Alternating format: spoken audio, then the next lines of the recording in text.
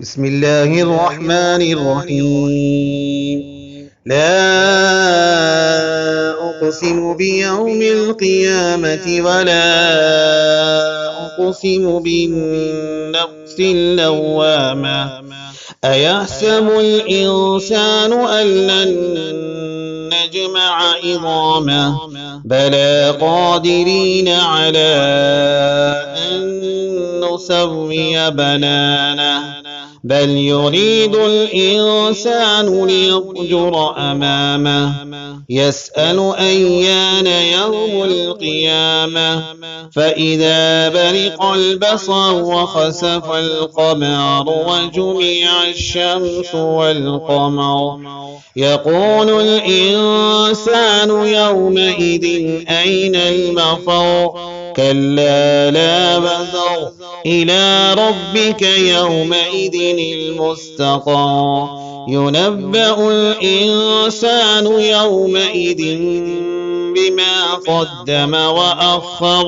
بل الإنسان على نفسه بصيرة ولو ألقى معاذيره لا تحرك به لسانك لتعجل به إن علينا جمعه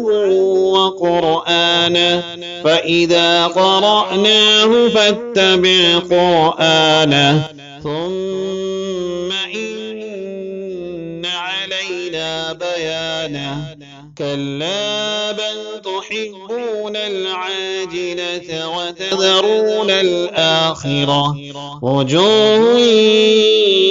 يومئذ ناظرة إلى ربها ناظرة فوجوه يومئذ باسرة تظن أن يفعل بها فاقرة كلا إذا بلغت التراقي وقيل من راق وظن أنه الفراق والتفت الساق بالساق إلى ربك يومئذ المساق فلا صدق ولا صلى ولكن كذب وتولى ثم ذهب إلى أهله يتمطى أولى لك فأولى ثم أولى لك فأولى أيحسب الإنسان أن يترك سدى ألم يك نطفة من مني يمنى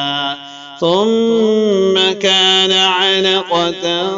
فخلق فسوى فجعل منه الزوجين الذكر والأنثى أليس ذلك بقادر على أن يحيي الموتى